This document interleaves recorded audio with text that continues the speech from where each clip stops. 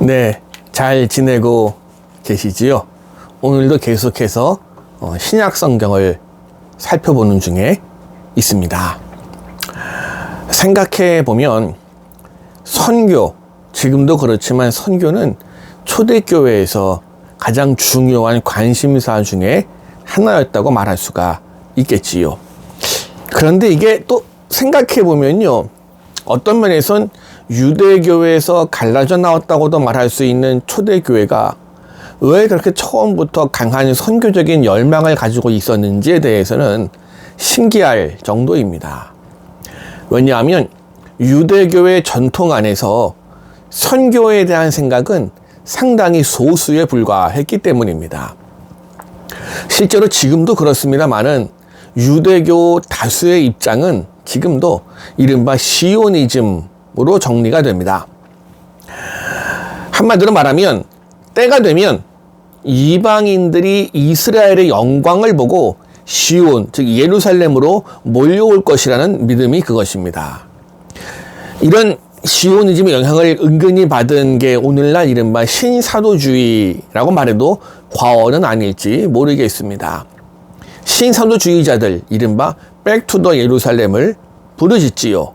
그러나 이것은 사실 초대교회의 그것과는 상당히 많이 다릅니다. 초대교회는 처음부터 선교적 공동체였습니다. 누가복음, 사도행전, 이른바 누가문서의 저자가 속해 있던 공동체는 바로 이 부분에 있어서 확실한 의식을 가지고 있었습니다. 선교를 해야 된다는 것이 교회의 존재의 의미였기 때문이지요. 문제는 그 선교를 어떻게 할 것인가에 있었습니다. 특히나 경제적으로 또는 신학적으로 다양한 경향이 존재하고 있던 누가의 공동체, 여기에서는 이제 이 선교 활동과 더불어 일어날 수 있는 여러 가지 다양한 문제들을 정리할 필요성을 가지게 되었습니다. 그리고 그것을 정리한 것이 어떻게 보면 누가복음과 사도행전, 이른바 누가문서라고 말할 수가 있습니다. 누가가 볼 때 예수님은 우리의 주님이십니다. 그러나 그분은 다만 단순히 경배 또는 경의의 대상으로서의 주님인 것만이 아니고요. 그분은 당시 초대교회가 그리고 그 후에 이어질 모든 세대의 교회가 충분히 따를 수 있고 또 따라야만 되는 모델로서의 주님이기도 했습니다. 바로 이런 교회의 모델로서의 주님, 예수님은 우선 이상적인 증언자라고 정리가 됩니다. 그래서 누가복음에 등장하는 예수님의 증언의 주제는 이상적인 증언자가 증언하는 증언의 주제, 이건 하나님 나라의 복음입니다. 뭐 어렵게 말하지만 한마디로 말하면 하나님 나라에 대한 이야기를 하는 게 예수님의 가장 중요한 증언, 그분의 외침, 이렇게 말할 수가 있겠네요. 그리고 그 하나님 나라의 복음에 대한 중요한 메시지가 누가복음 4장 16절에서 21절에 등장합니다. 자, 누가복음 4장 16절에서 21절 함께 보십니다.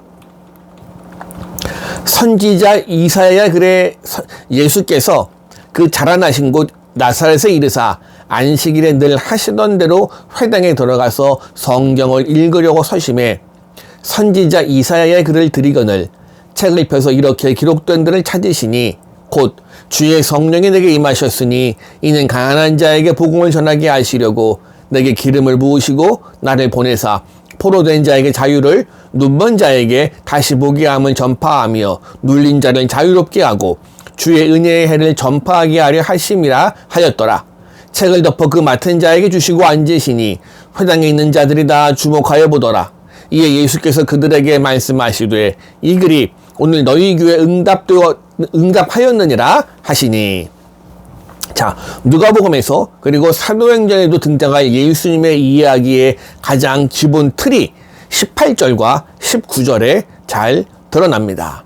예수님이 증언하실, 그리고 그분의 제자들이, 그리고 후에 초대교회가 또 이어지는 모든 교회가 전해주고 증언해야 될 중요한 주제가 18절과 19절 다시 한번 봅니다. 주의 성령이 내게 임하셨으니 이는 가난한 자에게 복음을 전하게 하시려고 내게 기름을 부으시고 나를 보내사 포로된 자에게 자유를, 눈먼 자에게 다시 보게 함을 전파하며 눌린 자를 자유롭게 하고 주의 은혜의 해를 전파하게 하려 하심이라 하였더라. 자, 여기에서 볼 수 있듯이 이제 하나님의 복음이 전파될 대상들, 포로된 자, 가난한 자, 눈먼 자, 억눌린 자, 이건 단순히 상징적인 의미를 넘어선다고 말할 수가 있습니다. 그래서 이 누가복음에 등장하는 예수님의 행적을 가만히 살펴보시면 세리들이 자주 등장하고요, 여인들도 자주 등장합니다. 그뿐입니까? 이 당시 사회에서는 아무런 어떻게 말하면 좋을까요? 존재 가치를 인정받지 못하던 과부들도 관심 대상 중에 하나였고요. 유대인들에게 개보다 못한 취급받던 사마리아인들도, 그리고 이방인들도 누가복음에선 중요하게 다루어집니다. 물론 오해는 없길 바랍니다. 이런 범죄에서 벗어난 사람들이 예수님의 관심 바깥에 있었다는 이야기가 아니고요. 다만 예수님은 우선적으로 가난한 자, 억눌린 자, 소외된 자, 죄책감에 짓눌린 자들을 우선적으로 찾아서 그들에게 복음을 전하신 겁니다. 그러니 오죽하면 당시 바리새인들이, 율법학자들이 예수님의 제자들에게 이렇게 말할 정도였습니다. 누가복음 5장 30절입니다. 바리새인들과 그들의 서기관들이 그 제자들을 비방하여 이르되 너희가 어찌하여 세리와 죄인과 함께 먹고 마시느냐. 이 질문에 내 주님이 말씀하십니다. 31절, 32절입니다. 예수께서 대답하여 이르시되 건강한 자에게는 의사가 쓸데없고 병든 자에게라야 쓸데있나니 내가 의인을 부르러 온 것이 아니요 죄인을 불러 회개시키러 왔노라. 그뿐입니까? 누가복음 15장에는 총 3가지의 비유가 등장합니다. 그런데 여기에 나오는 각각의 비유의 결론도 역시 회개하는 죄인, 잃어버린 아들에 대한 안타까움 가지고 그들을 부르시는 주님의 모습이 등장합니다. 그러니 오늘 이 영상을 끝마치고 나면 이제 성경책을 펴셔서 누가복음 15장에 있는 3가지의 비유를 잘 묵상해 보시기를 권면합니다. 이건 숙제입니다. 어쨌든 결론을 먼저 말씀드리는 격입니다만은 누가복음 15장의 비유를 가만히 묵상하면 알 수 있는 것들이 있습니다. 스스로 나는 잃어버렸다, 나는 죄인이다 인정하는 사람들에겐 희망이 있지만 나는 의인이라고 자부하는 헛된 의식에 빠져있는 사람들은 희망이 없음을 알게 됩니다. 그래서 복음은 스스로의 죄를 인정하는 사람들에게 복음이 되고 은혜가 되는 겁니다. 같은 논리는 부자들에게도 적용이 되겠지요. 역시 여기도 오해는 없길 바랍니다. 모든 부자가 나쁘다는 이야기를 하자는 게 아닙니다. 부유한 것 자체도 문제가 아니에요. 문제는 그 부유함으로 인해서 마음이 교만해져서 하나님의 축복을 내가 독점하는 의인이다 자부하는 게 문제지요. 그리고 가난한 사람을 멸시하는 게 문제인 겁니다. 생각해보면 삭개오, 크게 부유한 사람이었는데 그 부유한 상태에서 구원의 선언을 받았습니다. 그러나 당시 사회적 분위기로 볼 때 예수님의 이런 증언 활동, 하나님의 복음 활동은 반대와 박해를 동반할 수밖에는 없었습니다. 그러나 이 반대와 박해와 결국 죽음까지도 무릅쓰고 주님은 당당히 그 죽음의 장소인 예루살렘을 향해 나아가고 계십니다.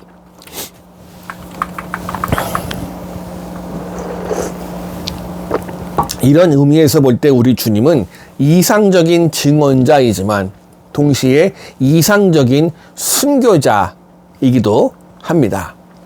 물론 의인의적으로 따져본다면, 원칙으로 따진다면야 예수님의 죽음은 유월절 양으로서의 대속적인 죽음이었습니다마는 그 원인을 따져본다면 예수님의 죽음은 순교자로서의 죽음이기도 했습니다. 그리고 하나님께서는 이런 예수님의 순교적인 죽음에 침묵하지 않으십니다. 하나님은 십자가에서 죽은 그 예수님을 다시 살리심으로 하나님 나라의 복음을 위해 생명까지 내어놓았던 그 담대한 증언에 대해 신실하게 응답하신 겁니다.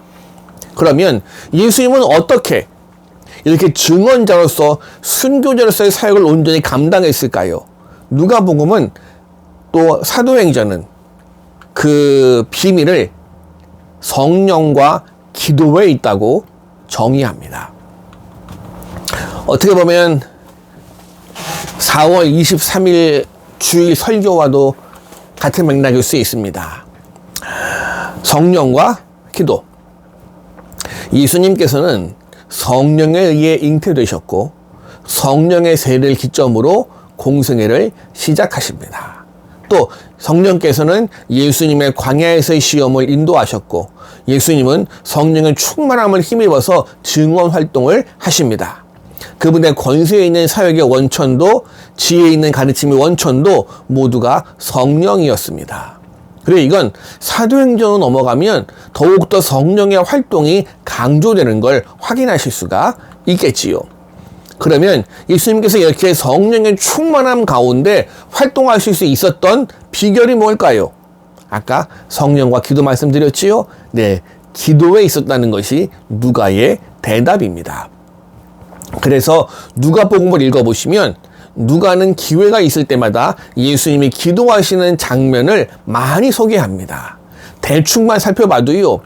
누가복음 3장 21절, 5장 16절, 6장 12절, 9장 18절, 9장 28절, 29절, 10장 21절, 11장 1절, 22장 32절, 22장 41절에서 45절, 23장 34절, 46절.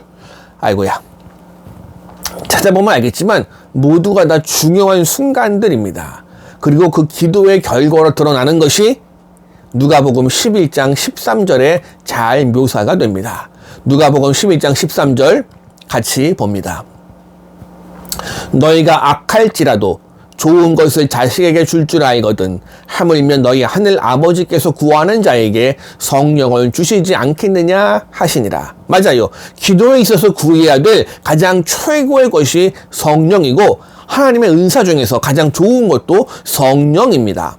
예수님께서도 그분의 능력과 지혜의 원천인 성령을 구하시고 또 성령을 약속하실 수밖에는 없었습니다. 그러니 누가 공동체가 그리고 초대교회가 추구해야 될 중요한 부분도 바로 증언 공동체였잖아요. 그리고 그 일을 감당하기 위해서 성령의 충만함을 간구해야 된다는 건 당연한 결론일 수가 있습니다. 성령의 능력을 힘입을 때 그리고 기도를 통해서 이 성령의 충만함을 계속 유지할 때 예수님의 증언 공동체는 땅 끝까지 찾아가서 잃어버린 사람들에게 복음을 증언하는 사명을 이룰 수 있을 줄 믿습니다. 물론 그 과정에서 박해, 반대 또는 심지어 순교가 따라올 수도 있습니다만은 하나님 우리와 함께 하실 줄로 믿습니다. 그래서 예수님을 따르는 공동체는요, 누가복음을 이야기하는 공동체는 결국은 예수님이 보여주신 대로 오늘도 내일도 그 다음 날도 그냥 이 길을 가는 겁니다. 그것이 예수님을 따르는 우리가 해야 될 일이라고 말입니다. 네, 감사합니다. 오늘 여기까지 조금 길었습니다만은 이제 마치고요. 다음 시간에는 복음서의 마지막 권인 이 요한복음으로 넘어가도록 하겠습니다. 감사합니다.